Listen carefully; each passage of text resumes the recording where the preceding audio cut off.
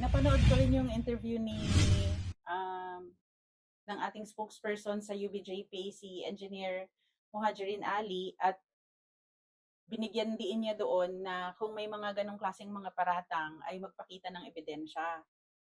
Yun din, no? I will echo that na to be responsible netizens ay siguradihin naman natin na kung ano yung sinasabi natin sa social media ay totoo.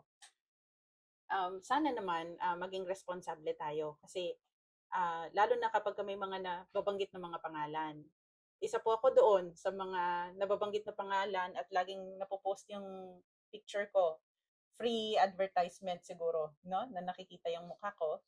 Pero ang masasabi ko po dito ay meron pong UBJPTWG na kinreate noong December 2023 at meron pong papeles. Nakaukulang papeles ito kung saan nakasaad na ang trabaho lamang po ng TWG na yon ay ang ayusin ang mga papeles ng UBJP dahil ang UBJP ay created even before the passage of the Bangsamoro Electoral Code noong 2023.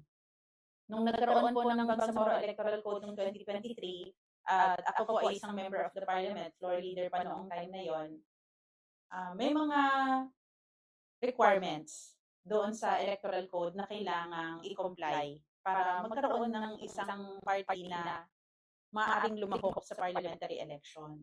At ang isang naibigay na task sa TWG na yon noong December 2023 ay ayusin ang papeles ng UBJP sa SEC, no? Securities and Exchange Commission, sa BIR, yung mga papeles na yon.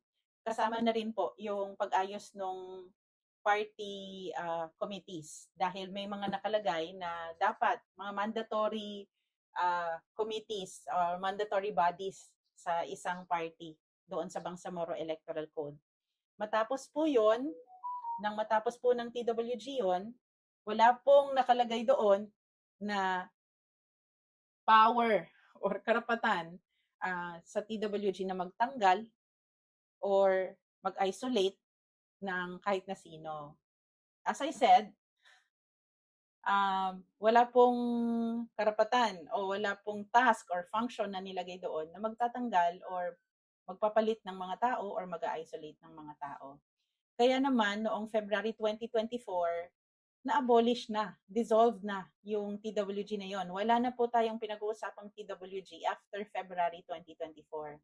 And it's funny, kasi ngayon lang lumalabas ang mga usapin na ito dahil nga papalapit na tayo sa election at meron mga political elements, no?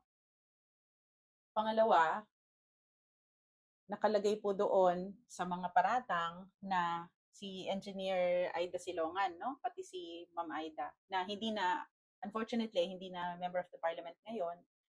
Pero nung time na kami po ay magkakasama sa TWG, member of the parliament din siya, no? At member siya ng MILF Central Committee. Huwag nating pababain yung estado ni Ma'am Aida bilang nag-iisang babae na member ng Central Committee. At pangatlo, pinaka-importanting punto, nakakalungkot isipin or parang insulto sa kakayahan ng MILF Central Committee, lalong-lalo ng ating Amirul Mujahideen, na i-imply natin na kaya silang impluwensyahan ng mga katulad namin. Hindi tatagal ang MILF ng ilang dekada kung hahayaan nila na ang mga katulad namin ay mag-influence sa kanilang decision making. So let's give the MILF Central Committee due credit na kaya nilang magdesisyon ng nag-uusap-usap, consultative, at naayon sa Islamic principle ng Shura na sila po ay nagdedesisyon collectively. This is an opportunity para ma-clear din po yung issue na ito. Again, I advise na yung mga nagpapalabas ng mga issue na ganito ay magpakita ng ebidensya katulad ng sinabi ni Engineer Ali.